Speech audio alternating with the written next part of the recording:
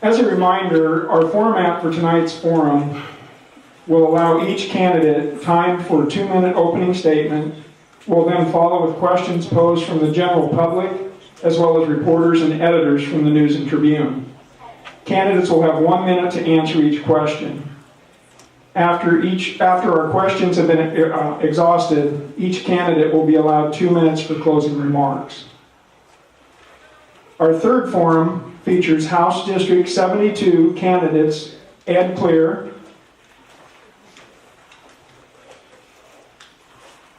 and Kevin Sue Bailey.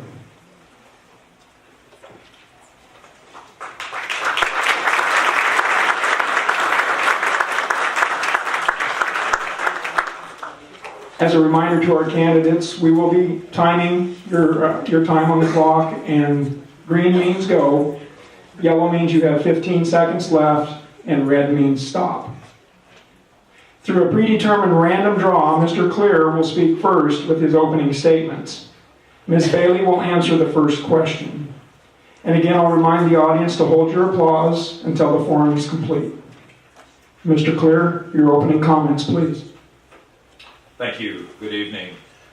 Thank you first to Leadership Southern Indiana, to the News and Tribune, and to all of you for coming out here this evening. There are too few of these opportunities, and I think we all owe a debt of gratitude to LSI for making this possible.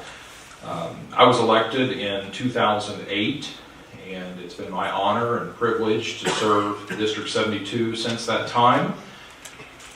District 72 covers most of Floyd County. There are 65,000 people per state house district, and there are about 70,000 people in Floyd County, so 65,000 of the 70,000 are in District 72. I serve on 3 committees. First, the Education Committee. I've been on that since I was first elected, so 6 years now on the House Education Committee. I serve on the Public Policy Committee, and I also chair the Health Committee, the Public Health Committee. I've done that for the last 2 years, and that has been a tremendous opportunity in a lot of ways. I know there was a question, maybe a couple of questions about health care. I hope we get into that. It's a tough topic to cover in 2 minutes, but I'd love to have the opportunity to talk about covering Hoosiers. One thing I will say about chairing the Health Committee, it's given me an opportunity to put bipartisanship into action. A lot of folks talk about working across the aisle. I've had the opportunity to do that as chairman of the Public Health Committee. I think it's something that's very important and too often lacking today. Every bill that has passed out of committee in the 2 years that I've chaired the committee has received bipartisan support, and most of the bills have passed with unanimous bipartisan support, which is very difficult with the controversial and difficult issues that come before the Health Committee. So again, thank you for being here, and I look forward to the dialogue this evening. Ms. Bailey. I'd also like to thank everyone for being here and introduce myself. I'm Kevin Sue Bailey. I'm a lifelong member of New Albany Floyd County community, and I'm an advocate for this community, and that's why I'm running. I've taught for 14 years in New Albany Floyd County schools, and I coordinate secondary education at Indiana University Southeast, so I've had the opportunity to view this community, the students in this community and the families in this community from both perspectives. I also come from a home that had a private business, and we were a family business, ran for 25 years. And it was a union shop, so I have a lot of experience knowing what it feels like to be in a family-run business. But I'm running on this because of a moral imperative. I believe that the State House is determined to privatize our schools, to privatize our bus drivers. They've privatized our prisons, and I think it's time to stop. Education is not the place for the state to make its money, for business people to make money. We are not a broken school system. We have a 95% graduation rate. We have a AA+ rating by Standard & Poor's. We have seniors last year who made over $18 million in scholarship money on a national stage. That's not broken. But what we do have in this community is poverty, and we need to address poverty. Luckily, I have been in the education community long enough that I have thinking skills, I have research skills, and I have communication skills, and I think that's what's sorely lacking. I'm tired of operating this state on myth and made up facts. I think it's time that we go and look at the data and do data-driven decision making. Teachers make 1,500 decisions a day. I've been one of those teachers for 40 years. I know how to do this. Thank you. Ms. Bailey, how do you plan to support early childhood education to prepare our children for the rigorous demands and expectations with which they are faced at a very early age? What we know about early childhood education is that a child's brain is 90% developed by the time they're 6 years old. This is a no-brainer. We absolutely have to fund preschool because according to James Heckman, who is a Nobel Prize-winning economist, the largest return on economic investment is investment in preschool. You get a 10% return on investment when you invest in preschools. Vocabulary increases, the ability to read increases, and even social skills increase. The payoff is that kids excel in school, they stay in high school and graduate, they stay out of the prison system, and they earn higher wages. So if we're talking about economics for a city, $7 return on every dollar invested. We can't afford not to. Our governor didn't just turn down $80 million, he turned down $560 million on return on investment. This economy, this state can't afford that. Mr. Clear. Thank you. I had the opportunity this past session to support an early childhood education pilot. As many of you know, that's being rolled out in 5 counties statewide. I was happy to support the pilot. I guess my only disappointment was that we weren't moving faster. So I'm a supporter of early childhood education. Since I've been in the legislature, we've expanded funding for full-day kindergarten, and I think the next logical step, the next necessary step, is to fund early childhood education, make sure that low-income children and all children have access to that resource. I would say that it needs to be high-quality early childhood education, and our focus needs to be on quality. I just hope that we will take more steps and faster steps toward expanding the pilot statewide. Thank you. Mr. Clear, are you comfortable with the proposed tolling on the Ohio River Bridges project? If so, why? If not, how would you lessen the burden for Hoosiers? Well, I'm not sure I can do a better job than Representative Stemler did. Tolling is part of the package. There are folks in this room who have been hearing about the bridges literally their entire life. And you know, if I've been able to have just a very small part in helping bring the Bridges project to where it is today, then I'm very pleased with that. There have been many, many people over several generations who have made this happen, and I think this is a time to be celebrating our collective accomplishment as a community. I had the opportunity to drive across the Kennedy Bridge just this afternoon, and looking at that concrete and seeing what's happening, what's actually being built, what's been talked about my whole life. I'm 40 years old. Representative Stemler mentioned 40 years. It's been talked about my whole life. Now we're doing it. Thank you. Ms. Bailey. Well, I crossed the Kennedy Bridge today too, and he must have come at a different time than I did because it wasn't such a pleasure. But I will say that I know we're going to be stuck. I think we're partly stuck with tolls because there wasn't action taken when there should have been action taken. I think that citizens in this town are going to suffer. In both Floyd and Clark counties, we're going to pay the bulk of the revenue generated because on that Bridges project. We have people, constituents at the door who said my family alone with the given rates will lose $220 a month to cross that bridge. I think if we want the people who live in this community to fare well economically, we've got to decide what we can do to offset the cost of the tolls. Thank you. Ms. Bailey. County governments are feeling the squeeze like never before. Between unfunded mandates, circuit breaker tax caps, and a reduction in the maximum rate increase on general fund levies, it seems that state legislators are passing the responsibility to increase revenue and hence taxes on local officials. What can be done in Indianapolis to help local governments make ends meet? Well, for one thing, I think that the state government has actually crippled local governments. It's one thing to take away revenue. It's one thing to give tax breaks to certain specified groups, but it's a pay me now or pay me later when it comes back to the city. If you pass legislation at the state level that's taken money away from our local and our city and our county governments, then you really haven't helped the city and counties at all. So perhaps what they should do is stop taking away money that was not, that leaves the cities and the counties in unsecure financially.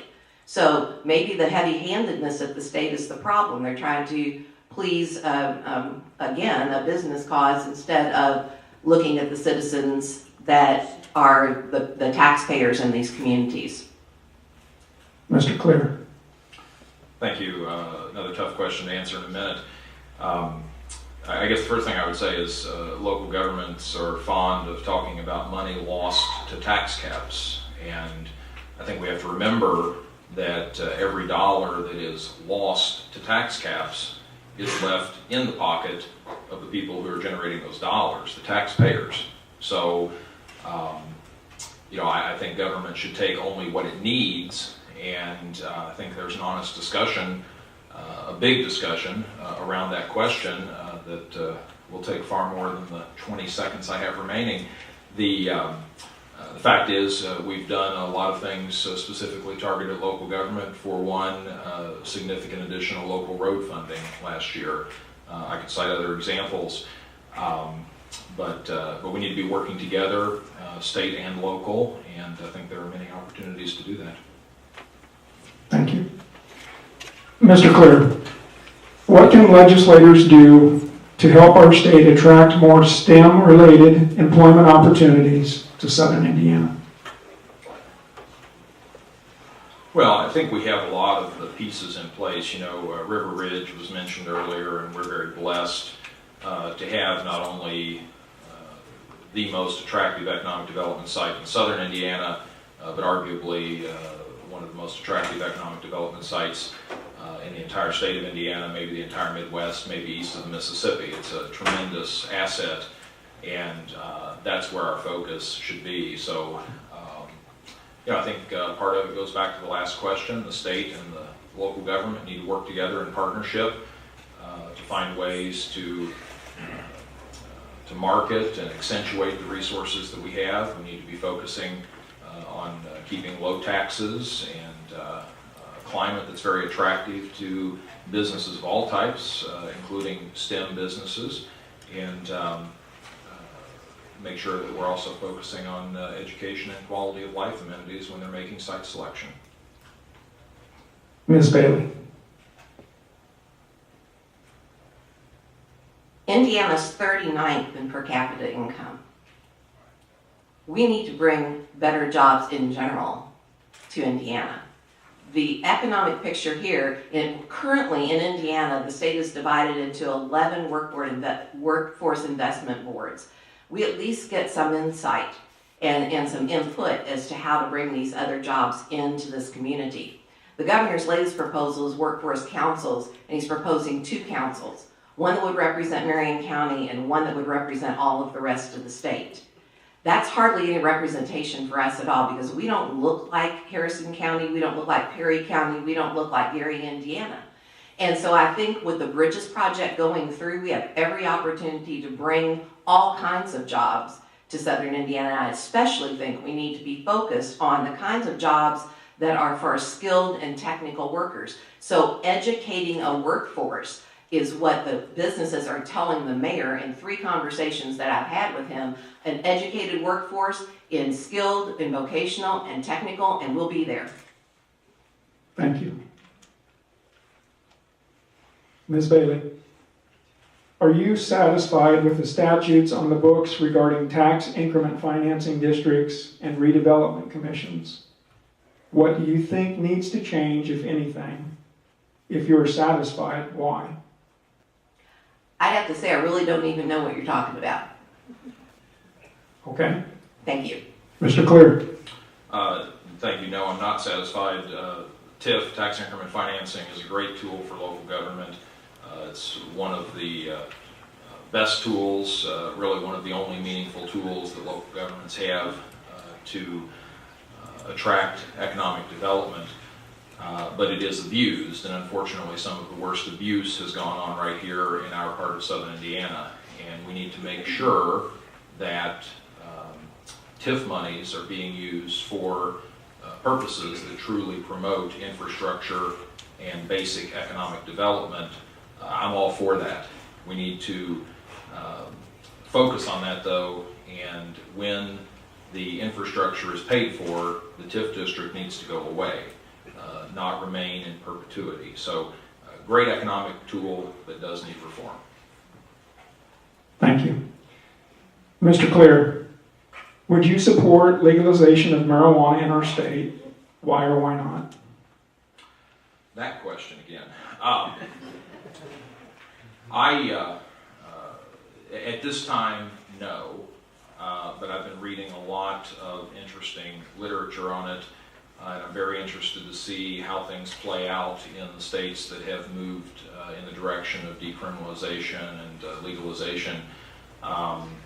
The medical correspondent for CNN, Sanjay Gupta, Dr. Sanjay Gupta, who I think is one of the best in the business, wrote a very interesting article that I would refer you to. It was either last year or the year before, talking about the issue with a review of the scholarly literature. And I have to say that persuaded me to be more open to it, but I'm not there yet. And I am very interested to see what happens in these other states. I think we're seeing some unintended consequences and some issues that will have to be addressed. Ms. Bailey. I have to agree on that one. I think we're fortunate in a way that some of the other states are more or less piloting this for Indiana. I think that there are proven medicinal uses for marijuana, and that people are suffering pain, chronic pain, can certainly benefit from this. I think there's still a great deal of research to be done in that area. And I think we also have to be aware that we have border states all around us, especially in Floyd County. And so we probably also need to be aware of what direction they're headed, because that will affect the influence and the access that people in Indiana have anyway, whether we vote yes or no. Thank you. Ms. Bailey, what Hoosier, past or present, do you admire most and why? Well, I would have to say Lee Hamilton. Lee Hamilton was a great statesman. He represented us well for years. He was a person who truly walked across the aisle, reached across the aisle. He brought dignity to our state. He brought dignity to Washington, D.C., and made us look good. Every time Lee Hamilton speaks to this day, you can hear a pin drop in the room. I love his integrity. I love his message. And his last message in the speech that I heard him give in April was that the one thing we need to work on in a bipartisan manner is poverty. Mr. Clear. Thank you. Abraham Lincoln. We compete with Kentucky and Illinois for him, but we have a piece of him. Thank you. Ladies and gentlemen, that was our final question. Ms. Bailey, you have 2 minutes for closing remarks. I hate to take on a negative air here, but really what I ran is a moral imperative because I believe that things need to change. And what I want to see change, I want to see the State House stop misrepresenting what vouchers do, how much they cost, and I want them to stop misrepresenting what vouchers do to poor and minorities, because they represent this as a choice for people who are in poverty, and it is not the way it works. If you look at any state that's implemented vouchers, you'll know the poor and minorities are the last ones that benefit from that. I want them to stop sabotaging the Department of Education. I want them to stop setting up parallel agencies and transferring power from elected officials. I want them to stop spending $14 million in taxpayer money on such moves as that. I want them to stop ignoring the fact that every city school but one in our area is over 50% in poverty, and that 2 schools are over 90%, and stop acting like poverty doesn't matter. I want them to stop union busting tactics that leave people without their pension plans. I want them to stop trying to break the backs of vocational workers, of technical, of teachers, of firefighters, and of policemen. I want them to stop the abuse of children and women and the elderly. We need care. We need to take care of those who are hungry, homeless, and helpless. Mr. Clear. Thank you. Poverty is an important issue. It's a very important issue, and I've worked on it quite a bit. That's why I've supported expansion of health coverage to 400,000 low-income Hoosiers. Getting people out of poverty requires access to education and health care, and those have been two of my top issues since I was first elected. You know, we hear a lot about vouchers and about education funding and such, and I guess I would just say in the brief time that I have that we have to remember that K-12 education in the current budget receives about 51% of all state funding, all general fund funding, and then higher ed is another 12%. So that's almost 2/3 of the state budget that's going to education. And as the General Assembly looks toward crafting the next 2-year budget in 2015, I think we have to remember that education is an essential priority. It's a top priority, but it's not the only priority. I see a lot of folks in this room who I've talked with about a lot of other priorities. And what we have to remember is that every time we fund one priority, we make a decision, either explicitly or implicitly, to take away funding from some other priority. So, you know, I look forward to supporting continued funding for public schools. I voted on 3 budgets. All 3 budgets have increased funding for public schools. I plan to advocate for that again.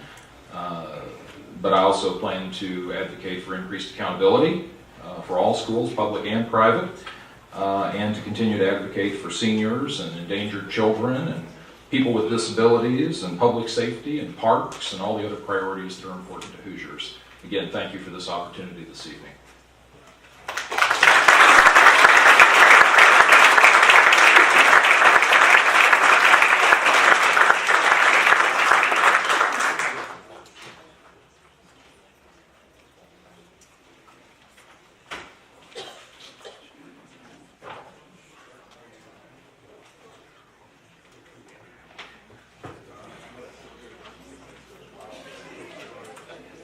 Ladies and gentlemen, 5-minute break and we'll move into our final forum.